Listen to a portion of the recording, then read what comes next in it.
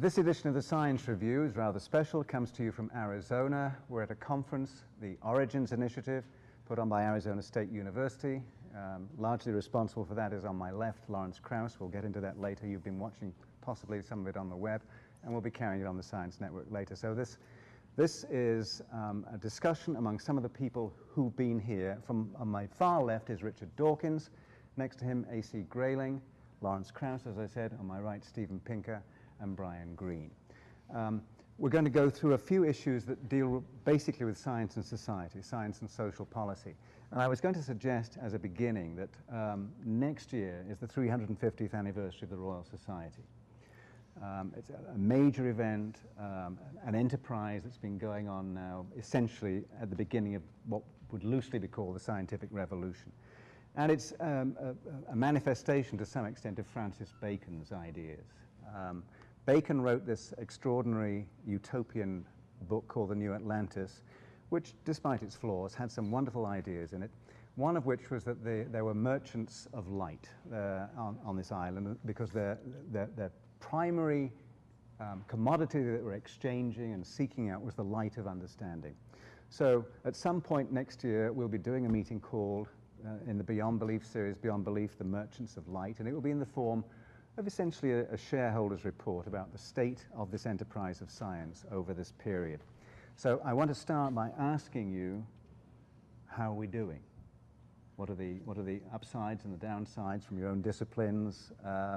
What's your sense of science at this particular time when we have a president in the United States who says he wants to restore science to its rightful place on the US agenda, and the leader of the House here who also says that her agenda is 4 words: science, science, science, and science. So this is a great opportunity for scientists to speak out about what they're thinking at this point. So who'd like to go first?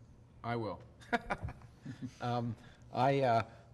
It's a great opportunity. It's a great challenge. I mean, one of the reasons that it's become so important is we are recovering from a time when science was having extreme difficulties in terms of being the sound basis of public policy.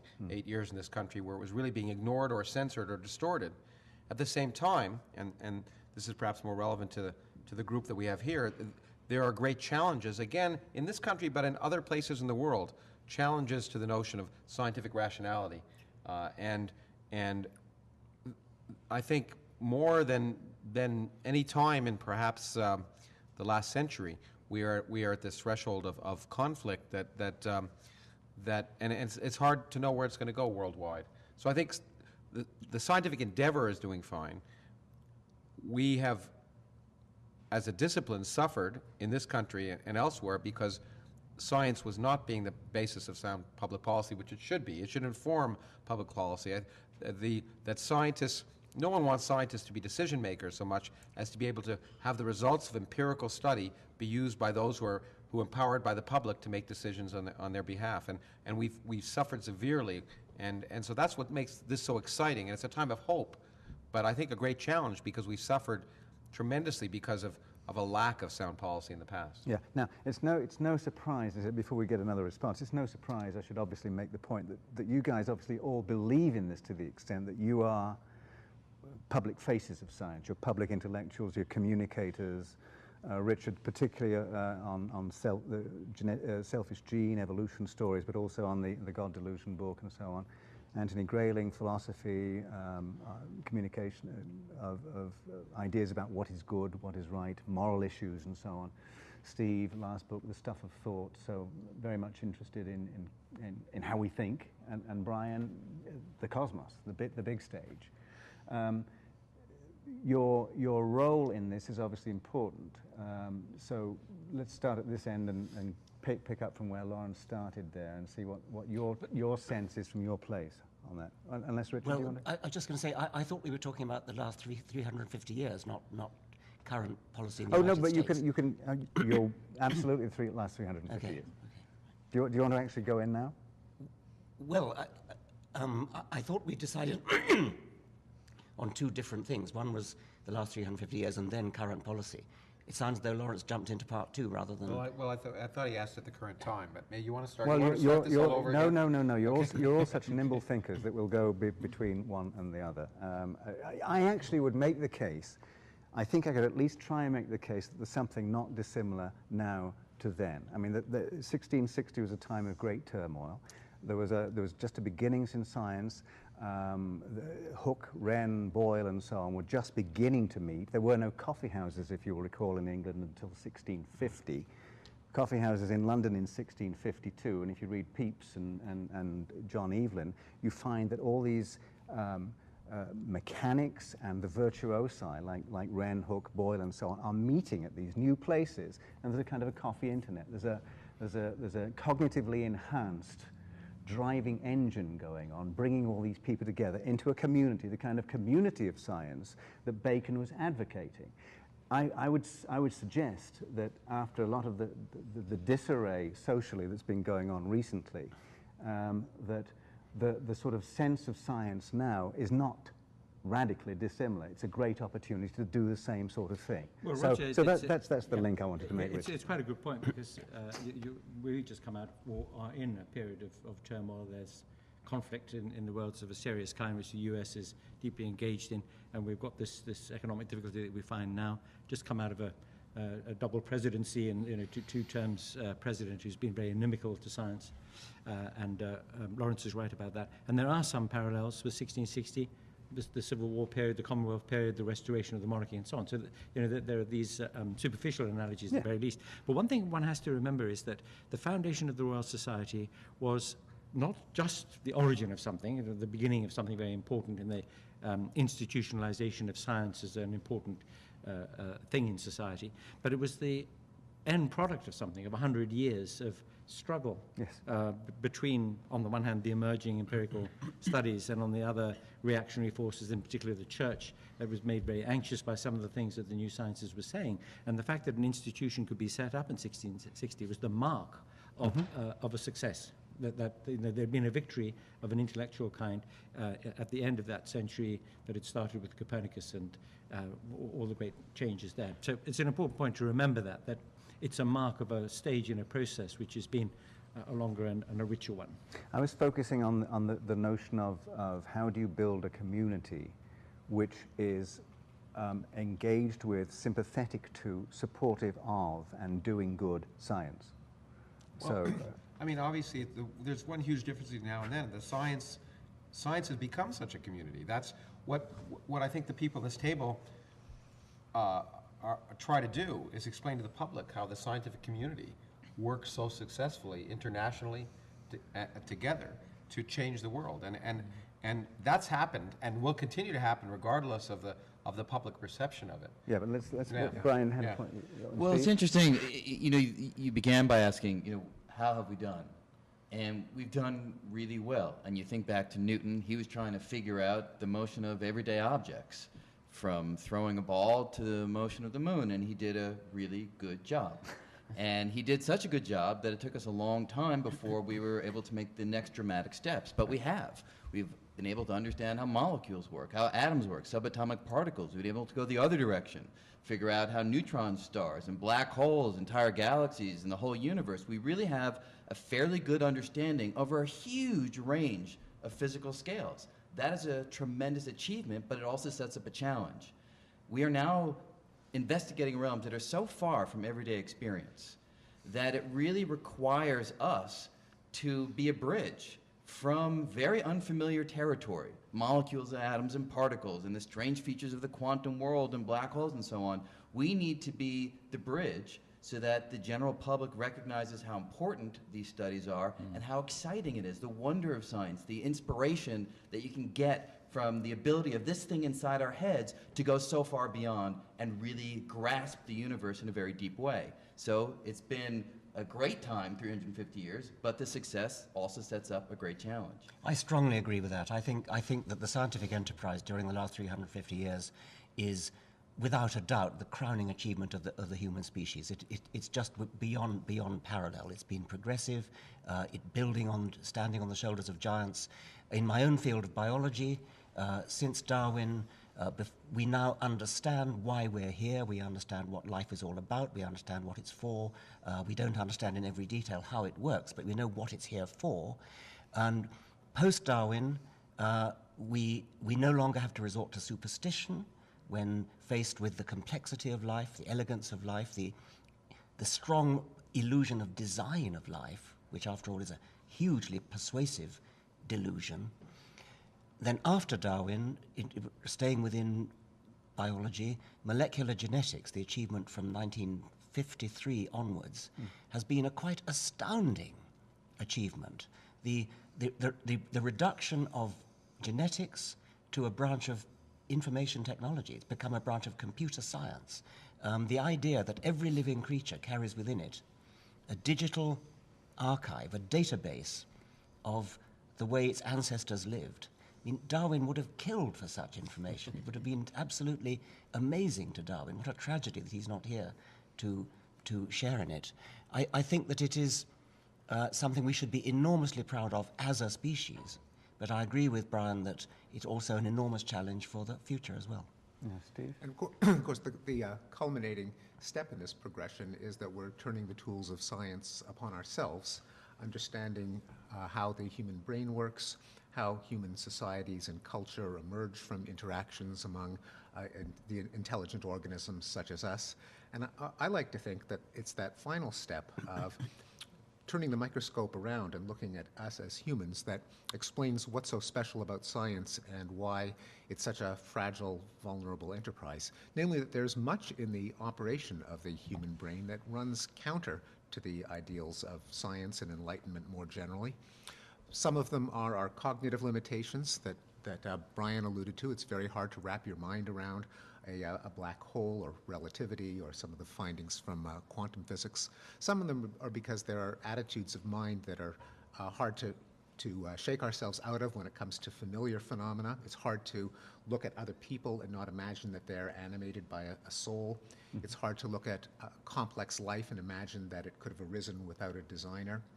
But I think some of the impediments come more from our social emotions than our cognitive limitations. Namely, the idea that you should believe in something because it's true does not come naturally to people. In most times and places, the assertion of beliefs has been a sign of solidarity with one's culture. You say you believe things to show that you're a loyal member of a coalition. It's a matter of exerting authority. It's a matter of politeness and convention, and the kind of social norms that function within science, within democracies, within well-run intellectual forums like universities that say you must have a reason for your beliefs. You may be called upon to provide them. You may legitimately be challenged without it being a form of disloyalty or insult. That a graduate student can challenge a Nobel Prize winner if she sees a flaw in his argument and it's not a sign of disrespect to him as a person or to the community. That all discourse and all belief are subordinated to what's true is a very unnatural social norm.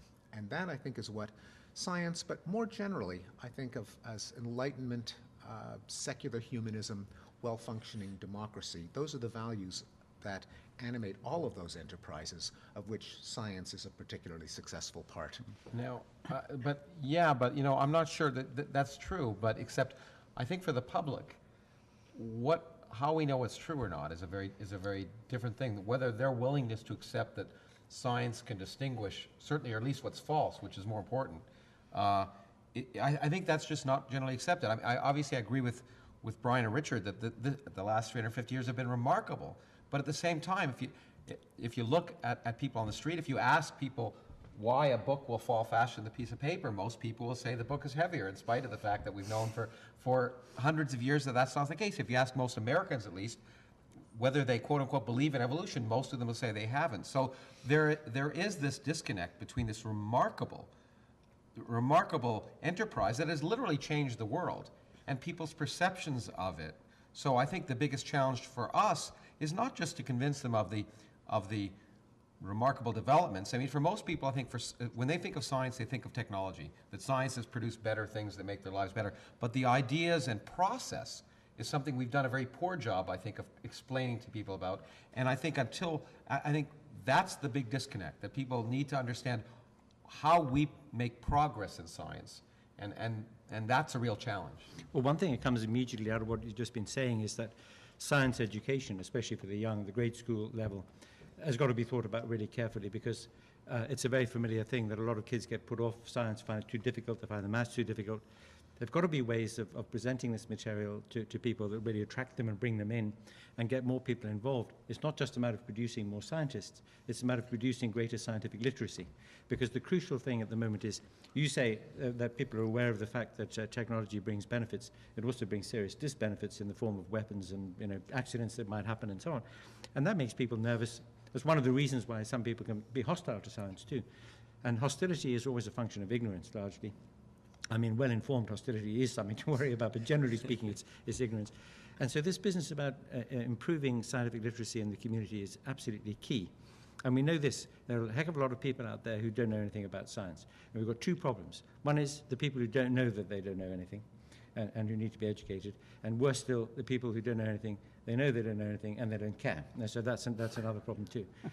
In one or another way, and there are lots of enterprises now. Richard has been Professor of Public Understanding of Science. Brian runs this brilliant thing in New York every summer which educates people, finds ways of getting the message across there in unconventional, exciting, entertaining sort of ways.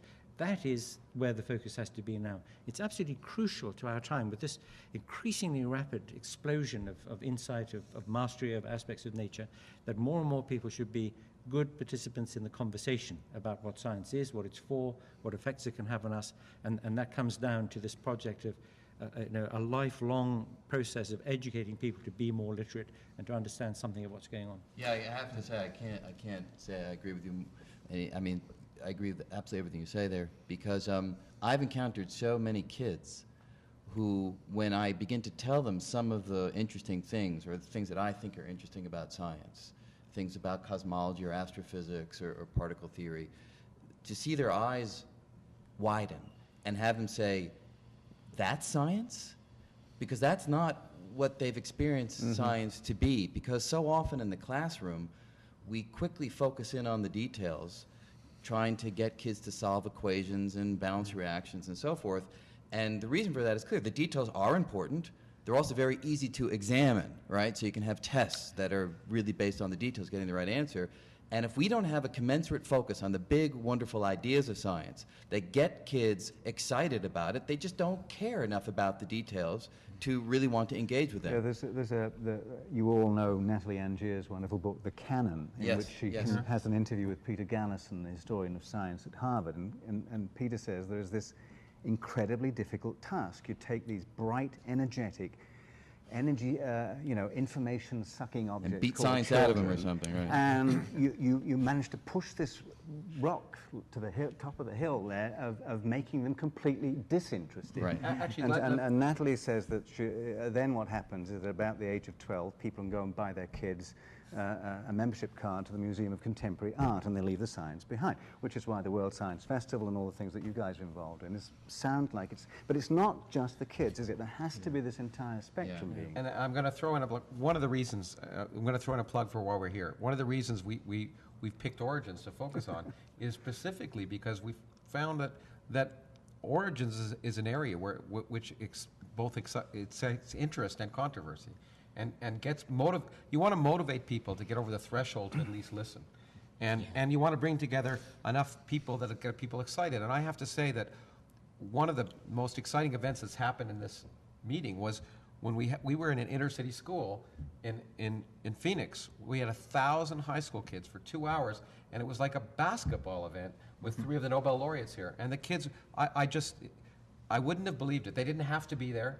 They literally were not being forced to be there, and they were thrilled to be there. And so there is that inner interest and excitement, and we just have to think of ways to motivate not only just the kids, but the people who teach the kids and the people who also write about science and the people who also show it on TV, that actually people are fascinated by this if you give them a chance. Yeah. I think there are two problems with educating people about science. One is that there's the presumption that you should sell science on being useful. Now, science is useful, but the important thing is it's not all it is. And usefulness is not the most exciting thing. A lot of people think it is. They sell the space program on the fact that non-stick frying pans are a spin-off. I mean, that is so demeaning to something as noble as the space program. An analogy which I like is that you can appreciate music without actually being able to play an instrument. And a lot of people have a love of music drummed out of them by five-finger exercises on the piano, when they could be listening to Mozart.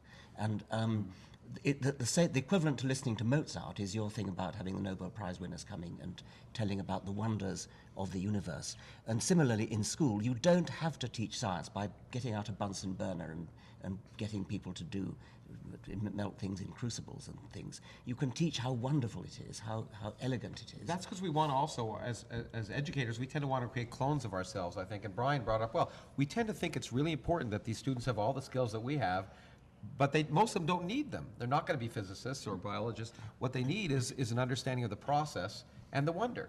And I think you were getting... I agree with everything, except that I think we'd be deluding ourselves to think that the only reason that there's hostility to science is because there's ignorance of science. And in fact, there are studies of people who endorse evolution because they come from blue states and they like Barack Obama and they know that endorsing evolution is the correct thing to do, who actually have a rather faulty understanding of it. And I would not be surprised if the converse was true, that some of the people who are hostile to evolution probably understand at least the core of what makes it work. People also attach moral and cultural significance to certain beliefs. And the people who are hostile to evolution are ones who think that it is incompatible with moral values, that if evolution were completely true, we would be like, if you teach kids they're animals, they'll behave like animals, we'd be raping, we'd be carrying out the dictates of our selfish genes, value, purpose, meaning would evaporate. So part of the story of science and what makes it so ennobling is that couldn't be farther from the truth, that there is nothing belittling, there's nothing about science that takes away meaning and purpose and morality, and that we have been, I think, doing a poor job in letting the traditional religious and cultural right have the franchise on meaning and morality. There has to be a way of saying that the values that make science possible, such as self-examination, such as a respect for the truth, such as humility and awe and wonder in the face of the natural world, are all ennobling. And moreover, they lead to a sounder morality and ethics than ones based on dogma or cultural inertia. Yes, I think it's a very, very important point, and I agree very much with Stephen there. A lot of people think that science is reductive in the sense that you don't see the pearl, you only see the disease of the oyster, and somehow this takes all the colour out of the world and all the meaning. And what you can easily do is to tell people that what the 18th century Enlightenment was about the attempt to apply canons of rationality and evidence-based reasoning and empirical constraints to the social sciences and the humanities and the business of government and thinking about the human good. I mean, it's a fascinating thing about that period in time that people saw that there was a way of approaching things and thinking about things, discussing them, which would open up a new understanding, a new depth of understanding across the whole board. So it wasn't just a matter of the natural sciences or natural philosophy as it was called then, but it was about that whole project. And just to go back to something that Lawrence said right at the very beginning about the scientific community, because it's connected to this idea of the ideal, or not the ideal, but the maximally meliorized sort of social setting, right, is that the astonishing thing about the scientific community is its internationalism, is the fact that it is a pure meritocracy, almost a pure meritocracy. The fact that there is a set of languages spoken by physicists, by biologists, whatever it might be, which enables them to communicate and share ideas, to challenge one another, to test one another, is a very healthy kind of competition, sometimes a little unhealthy, and people nick other people's ideas and so on, but generally speaking, it's a very flourishing, a very vigorous community. And if only you could generalize that to other sorts of communities, and perhaps to society at large, it would be great, wouldn't it? For example, honesty is an absolutely cardinal value of science. The whole scientific enterprise would totally collapse if we couldn't trust each other not to fiddle our figures, whereas the legal profession, for example, is essentially founded on the need to persuade, not exactly against the facts, but at least trying to make the best case you can regardless of the facts. Well, no, Science but doesn't work. You're not saying that scientists are inherently more honest. I'm not saying that. No. I'm not saying that. Science is. Science forces them to be whether That's they are right. or not. That's right. Whatever their just wanted personal to make it clear. inclinations, the whole scientific enterprise depends upon honesty in a way that the legal enterprise absolutely doesn't. But But it it's- also suffer. Oh, sorry, Brian. I was going to say, but it also has a self-correcting mechanism to Yes. enforce that. Peer review and replicable repetition of experiments. results, and so on. exactly. But it is incredibly susceptible, and that seems to be because we trust each other. When someone does make a fraud, there's been a lot of examples of how far it can go because we presume honesty. We're But it also such makes suckers. it, but it also It's makes it found out, difficult. though. But it makes it also difficult to counter. I know, for example, in the context of the debate against intelligent design, which I've been a big part of. There are, in fact, the Discovery Institute, which is the major proponent of intelligent design, they know very well that the end justifies the means, and they're willing to distort the truth for that. And many, many scientists have a difficult time responding to that because it is very difficult for scientists to respond to people who are knowingly willing to lie in order to achieve a political end. It's very difficult. Well, but look, let's talk about this notion of truth, because that sounds like there's some final thing to be found. I mean, most scientists would subscribe to some extent to the philosopher Karl Popper's view of things, where you are constantly coming up with ideas and then you try and falsify them. And so he would do piecemeal social engineering and so on and so forth. I think there is an idea, that the general public does have an idea that there is some final truth to be reached, and are somehow find the enterprise wanting when they read in one newspaper that there's a now new study out which conflicts completely with the study that came out 3 months ago, which caused them to change their entire medication and so on and so forth. So there's this conflict here between ideal. How do you explain that to people when you're out there? There's a large part. I think part of it is the need to sell. All of us have experienced Sell? this. To sell, yeah, to sell things. I mean, to sell papers, to sell other things, so that many times a new result is jumped on. First of all, by the universities who promote it with press releases, when it may not yet be ready to be reported on. The journalists who then utilize it, and the fact that there is, and the need to always think that in order to sell it. Brian and I are probably more familiar with this. In physics, every new person has to be the next Einstein, and it's if they're not, it's supposed to be interesting to the public. And so we tend to, I think, in our reporting of science, there's a great pressure to overplay things that are tentative, because science is tentative, and at the front edge, a lot of the stuff we're thinking is wrong, and that's what makes it interesting. But it's very hard to convey the fact that we're debating about exciting things, which are tentative and will evolve, but rather to be presented as great discoveries rather than great little steps.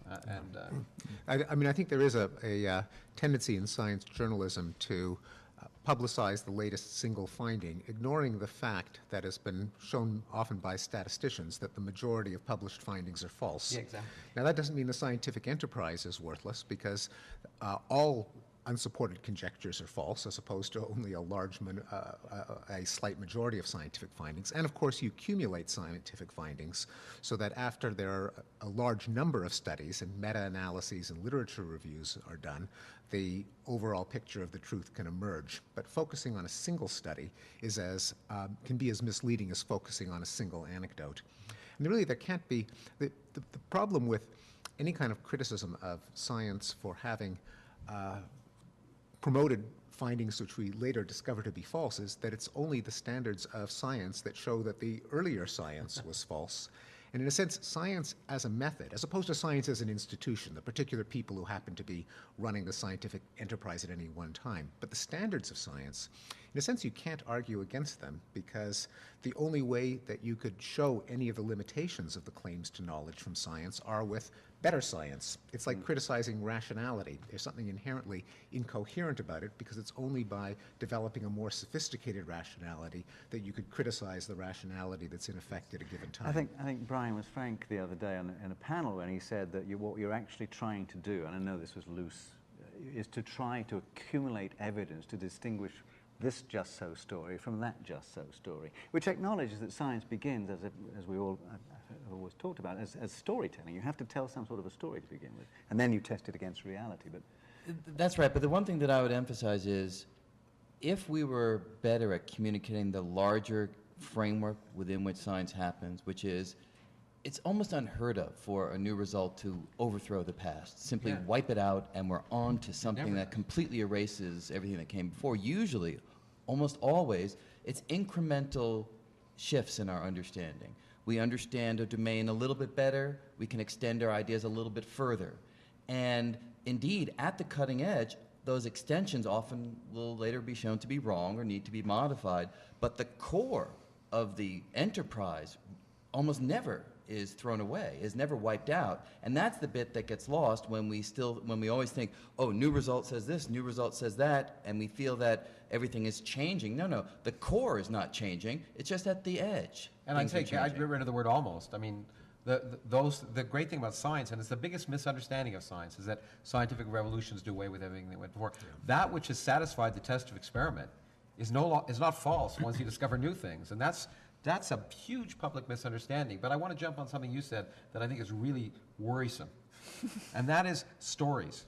The public has this perception that science is a set of stories, and religion is a set of stories, and it's these stories versus these stories. But science is a lot more than stories. If it were just stories, it wouldn't be worth talking about. It's stories that make predictions. And it's a view that makes predictions about things that can be then tested. And that's the whole point.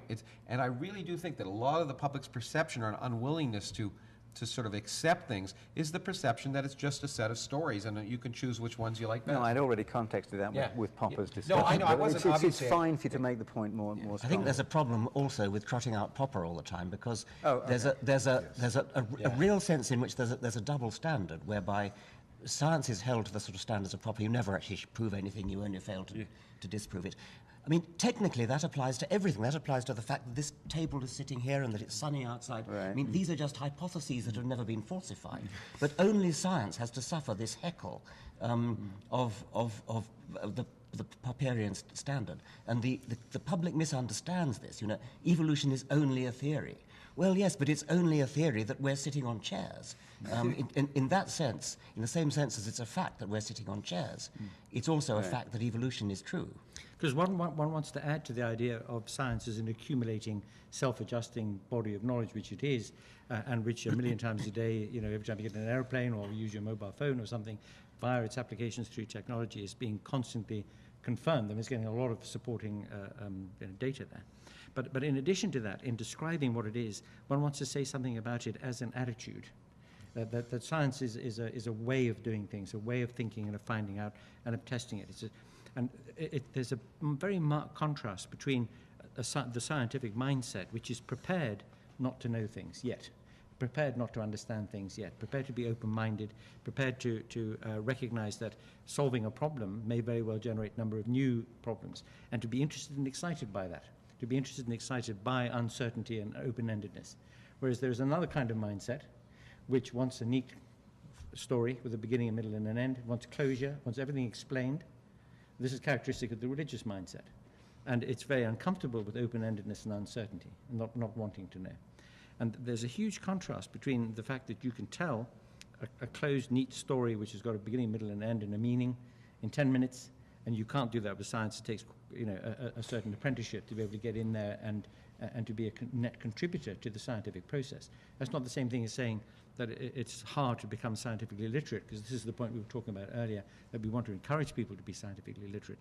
But to understand that this open-endedness, this uncertainty, the fact that not all the answers are in, that some answers create more questions, all that kind of thing, is an excuse which is used by the people who like the neat closure type story to say, well, you don't know the answers, and there is uncertainty, we don't know how it began, we don't know where it's going, and to use that as an excuse for stopping thinking about it.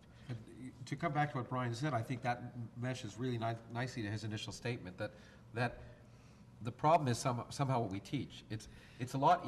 That's a really difficult thing to teach, and it's a lot easier to teach a set of things you can test. And moreover, I think in addition to what you said, the problem is that the people who are doing the teaching are not necessarily comfortable with the science. And if you're not comfortable, if you haven't participated in the process and are not comfortable with it, it's very difficult to talk about it. And a great majority of the middle school science teachers in this country really have never taken, there's statistics, have never taken science beyond high school. And I think therefore we have a real problem, because we get people to teach these set of facts and not the process, which is probably the most useful thing that kids can come out of school with. And so it's really a problem.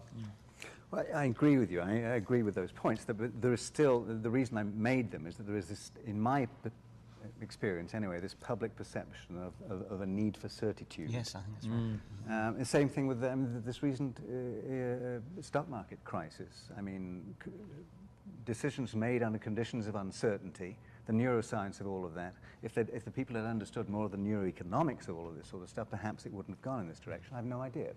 But let me go back to a point that I think Brian made earlier, which is or maybe it was Richard, the fact that there's no overnight revolutions. What was it, 14 April 1953, the Crick and Watson paper was published on the DNA, the structure of DNA. There were virtually no citations of that paper, no increase in the number of citations, apart from the fact that it wasn't refereed, remember, because the enterprise of science at that point did not even have referees for journals, so it just got in because the editor thought it was a good paper. Especially Nature. You know how the editor of Nature worked then? It was John Maddox, was it? No, but before John Maddox. Yeah. He took a briefcase full of papers to the Athenaeum Club in London, where all the members were sitting back in their armchairs after lunch snoozing, handing out papers. And then he would come back at tea time and pick them all up again, they having been refereed. That was Okay, so things have changed slightly. I think.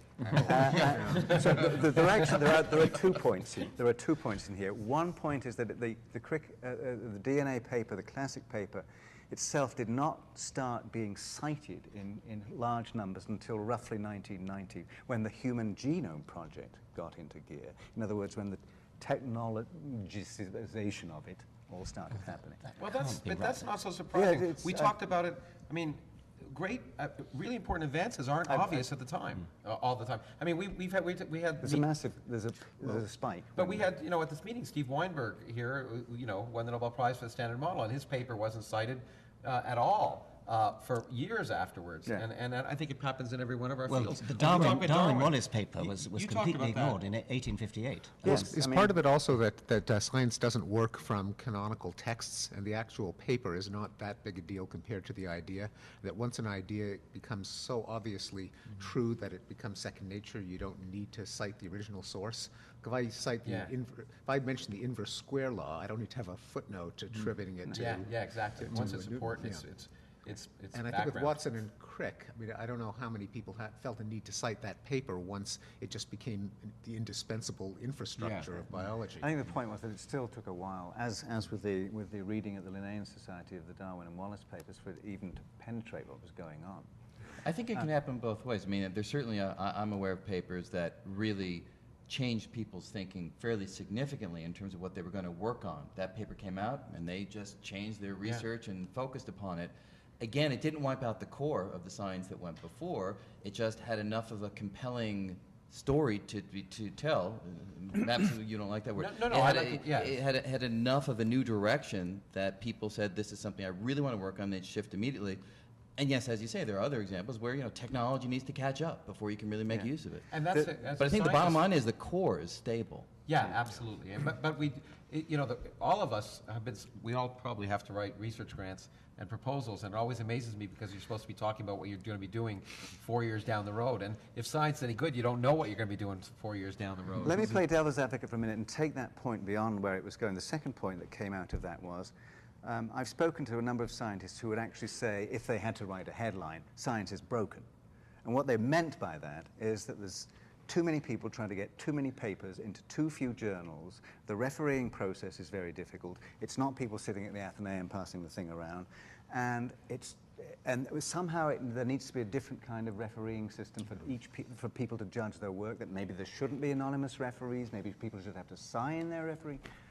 Do you have a sense of any of this? Because that's another part of the community, how the community is arranged. No, I think it's a cogent point in that we scientists probably have not applied scientific self-scrutiny to our own cultural norms as much as we should. It's been taken for granted that peer review is the only ritual that can sanctify a finding, even though we know from studies of peer review that it has a number of systematic flaws. The name, the reputation of the person writing the paper makes too big a difference, which you can always guess even when it's blacked out.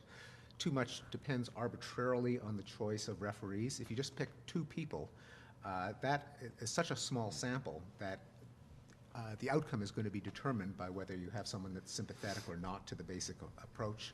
And there are alternatives. I think we've inherited a practice that comes from the era in which paper was a limiting resource, that mailing out copies of a journal was so expensive that only a small number of organizations could do it. Now that we do have the internet and as a form of disseminating information, and space is basically limitless, we should look to other models of quality control.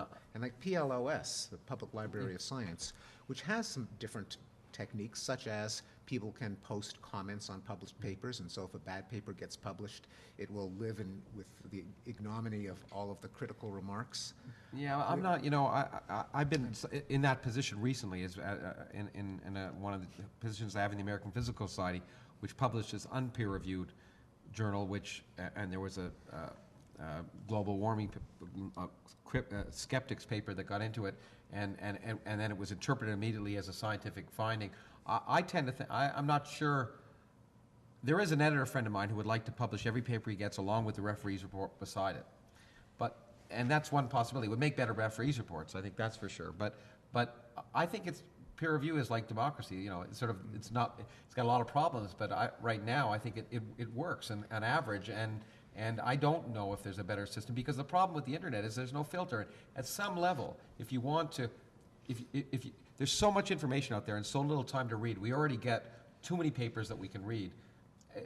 We have to, I think, as a community, have some filter that allows us to select out. Let me make a radical suggestion that maybe we should evaluate the different methods empirically. As scientists, see which ones. That's not a bad idea. But along those lines, Lawrence, do you actually read peer-reviewed articles? No, Brian's exactly right. In our field, by the time it gets peer-reviewed, it's old news. Yeah, I mean, so we basically, everything goes on our online archive, and we just choose what we want to read. And we decide what's garbage on our own, as opposed to reading it in the journal and saying it's garbage. More or less. But there is a difficulty with that, though. That is that, so some people are competent to differentiate between stuff that's rubbish and stuff that isn't. And then there are a lot of people out there who aren't really competent to make that. And this is why, providing one's careful about this, that there is some utility in a bottleneck system, which serves, to some extent at any rate, as an expert filter for what comes through. I mean, you could have a situation where let anybody publish what they like on the internet. In fact, they can already. If you've written a paper and you want to publish it on your blog site or something, you can go ahead and do it. So there's no reason why absolutely anything that gets written shouldn't be out there. But what you do want is to have some sort of imprimatur. You want some sort of recognition that peers, that colleagues are prepared to take this seriously and discuss it and so on. I mean, after all, peer review and publication in the traditional way is anyway only one step in the life of an idea or a paper. And there are going to be lots of other things that are tested too. When people try and replicate those results or something, they may well find out that in fact the stuff doesn't work, and that's going to be a check on it. So I think there is something to be said for obliging things if they're going to have a little bit of a stamp of acceptability on it from the profession, that there should be a bit of a bottleneck, providing that it doesn't result in a lot of good stuff and very innovative stuff just being excluded, as could well happen with something which is really genuinely original. Well, it's more archival in a sense. We don't. There's not every piece of paper in this room that we're going to keep for posterity, and we tend, I think, peer review in journals in some sense have now become archival. It's more a record of those things which seem to represent progress in the field, as opposed to the things which really drive progress right now, which are probably before, at least in physics, before peer review. But there's an interesting point here, which one of the writers for Science, the magazine, John Cohen, made at a meeting the other day, which was, he was saying that the way most undergraduates, and maybe graduates as well, and postdocs, get their information is to go online to PubMed and put in their institution's subscription, download the PDF of the specific paper, and they're done. Well, half of the book of a journal like Nature or Science, the front half of the book is not papers, it's context. It's what is the science community doing and what's the world doing about science. It's got all the news stories in there, the context, the commentary, and so on. And very few of them actually physically touch these things anymore. Now, is that a loss? I mean, context is... Well, so if it's correct context, I mean, I think, although, you know, I'm not sure I agree, because at least most of us probably get a lot of our stuff electronically now anyway. And as far as science and nature is concerned, I tend to get their weekly news. I mean, I get on my email all the context and commentary that would have come in the front half. You'd be of that surprised by if even if you talk about an ordinary newspaper, how many people you'll go to when they're reading the online version will suddenly, because they're staying at a hotel or something, get a newspaper and they'll say, I found such really interesting stories here that I'd never have seen before because it was online. Yeah, There's an amazing service that will actually download and print stories on hard copy and deliver it to you in your mailbox. It's called magazines. revolutionary. No, but you know what? We're all of a pretty well a similar generation, I think. And I'm wondering, it'll be an interesting empirical study. I'm wondering if my daughter's generation or her children's generation, when there's one, will in fact find it much more comfortable to read things online. For example, I bet all of us made this transition. When I first started to write scientific papers, at the beginning, it was very difficult for me to do things on computers.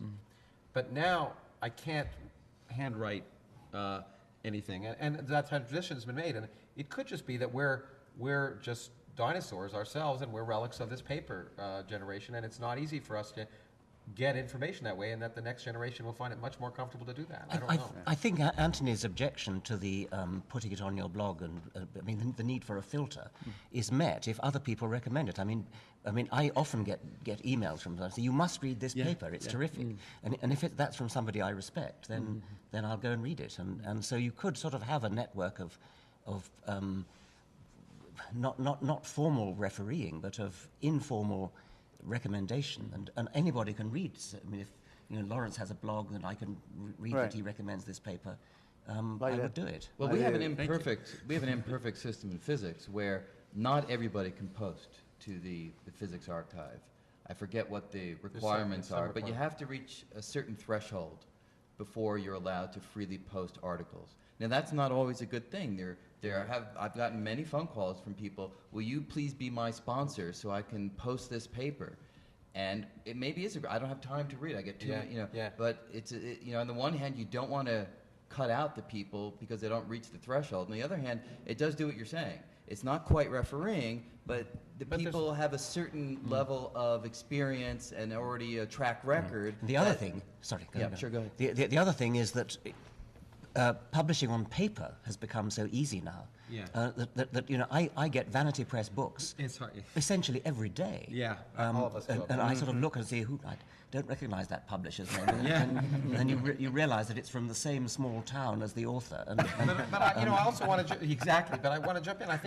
I don't know what it's like in biology, but I think we already operate under your principle. I bet Brian and I do not look at every paper that's on the archive every day, or even the abstracts of every paper. We tend to end up looking at those that are, the good papers word of mouth tends to filter, and our students tell us, or whatever, and there's just so much that we already rely on that filtering process before we choose stuff. That's absolutely right. I mean, we have models from elsewhere in cyberspace. I mean, imagine if the way that a search engine works is every time you have a website, 2 people get picked to peer review the website, and then what comes on top on your internet search would be the one that's refereed by 2 people, as opposed to, say, Google page rankings, which is entirely implicit, based on hundreds of thousands of choices of who links to whom, which is a kind of collective vote as to which websites Have you talked matter. That's a great idea. You could become a billionaire, I think. If you I mean, and in a sense, I think we don't know what the best model is going to be for scientific review. There's got to be some sort of quality control. Whether the current system of 2 to 3 referees picked by a human being and having veto power over paper is the best system, I tend to doubt. But don't you think that's what's good about science? It doesn't depend on the human peer reviewing. What eventually succeeds is what works. Yes. People pick up that's what's good about science. What works survives. The garbage doesn't anyway, and people pick up on it because it works and allows them to go further. And so it's just the scientific process that moves beyond that sort of human frailty. It's a self-healing process, which is Yeah. why single fraudulent reports don't corrupt the entire enterprise. For a while they can. For a little while they can, but you're the enterprise works around them. But are there any good examples of an absolutely excellent paper that was suppressed in the modern era, and it took a while before it bubbled up? Oh, sure. Oh, Yes. Yeah, there's the ones about, you know, that, well, there's a whole, I think In more. physics I'm referring to. In physics. Well, in biochemistry, In biochemistry. my friend Yeah, John but those are, Krebs in has- other words, the nice thing about physics is you can sit down with a piece of paper and generally calculate. Again, if it's an experimental result, it's harder. But a theoretical, are there any No, wonderful the ones I think theoretical it's more paper- being ignored rather than suppressed. Right, I mean, okay, they're just people yeah. didn't realize the importance. But Right. I don't know, but I think Richard's right. There are suppressions, and I think, but one of the reasons maybe because of, I tend to think maybe because of money, that biochemical things. I mean, there's a lot more money in medicine and pharmaceuticals that unfortunately adds a whole different set of pressures that we don't really have in physics at this point.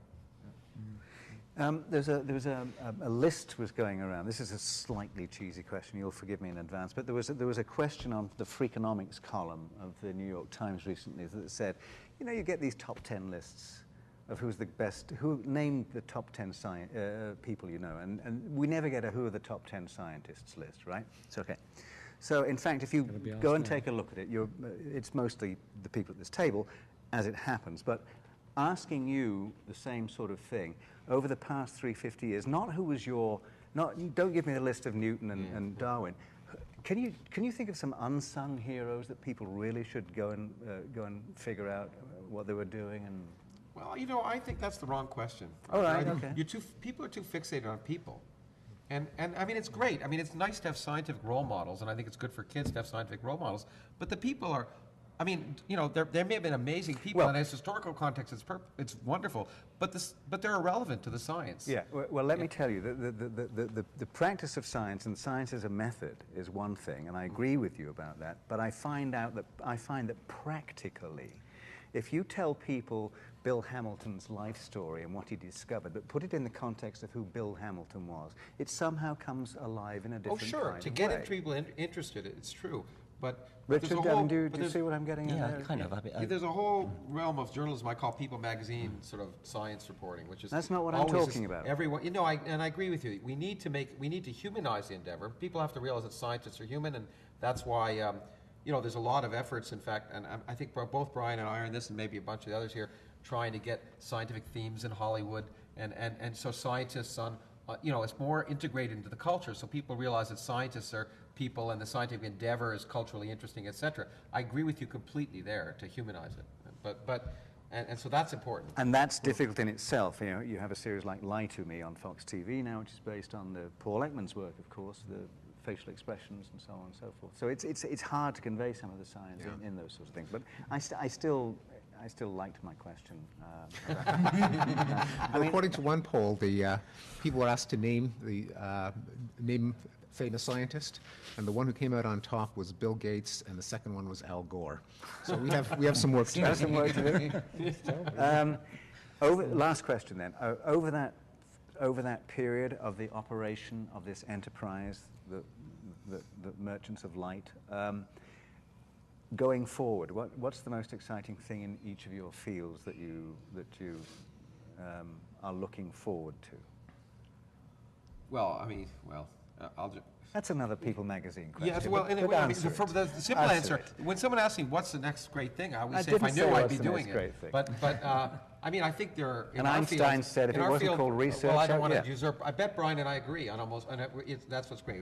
And you can add to this, but there, in cosmology, it's it's this nature of this weird energy that dominates empty space. In particle physics, I think it's the domain that Brian has written about a lot, which is the way to try and unify the forces of nature and understand quantum mechanics and gravity, and those are the frontiers. But you know, where the next great discovery will be, you know, maybe somewhere else. I don't know if Yeah, the only thing I would add to that is, in my wildest dreams, what I'd hope to happen before I leave this Earth or universe is maybe we'll understand what are the basic constituents of space and time. I mean, there's a lot of evidence that space and time are derivative, emergent ideas, but we don't really know what the fundamental constituents of them would be. And we've got hints of it, and maybe that's something we'll make progress on. I think for my field, the sciences of mind, the most exciting development is the melting of boundaries between psychology and other sciences, and other fields of endeavor, in fact. The birth of neuroeconomics, of behavioral economics, of evolutionary psychology, of the psychology of aesthetics, of moral psychology applied to jurisprudence and moral philosophy, the elimination of these 19th century disciplinary boundaries that I think stood in the way of a coherent understanding.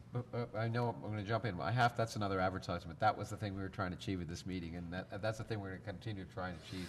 But I should also say as well that Brian and I, our bias, we're talking about particle physics, is probably a related aspect of that, that is probably also extremely exciting, which is the disappearance of the boundaries between physics and biology, which I think will be another huge threshold area. Well, I think I would have to say understanding consciousness, which is more Steve's field than mine. So I won't say that because it's not my field. I think I would say perhaps a complete computer simulation of an origin of artificial life and subsequent evolution in an artificial world with its own physics and its own ecology, its own ecosystem, a second life that actually evolves rather than being designed by humans. Well, the most exciting thing in my field is science, because I'm not a scientist. I'm a philosopher and a spectator and an amateur of science, and it is thrilling. I mean, beyond description, really, to see what's happening. I mean, across all these fields, cosmology in fundamental particle physics, in biology and biomedical sciences, the progress that's being made now is really extraordinary.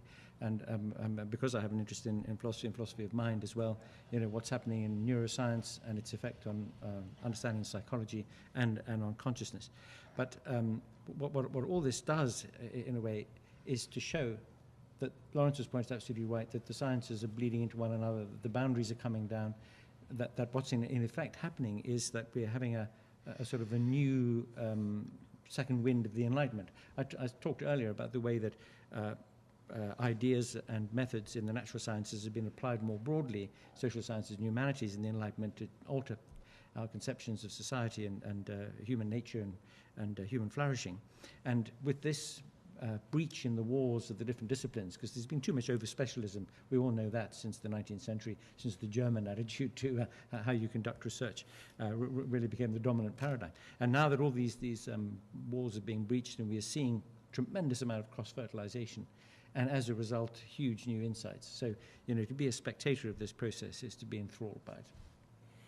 Well, thank you, gentlemen. Richard, A.C. Grayling, Lawrence, Steve Pinker, Brian Greene. I'll see you back here in 2360. I hope so. For the 700th anniversary of the Society. Thanks. Great. Thanks a lot.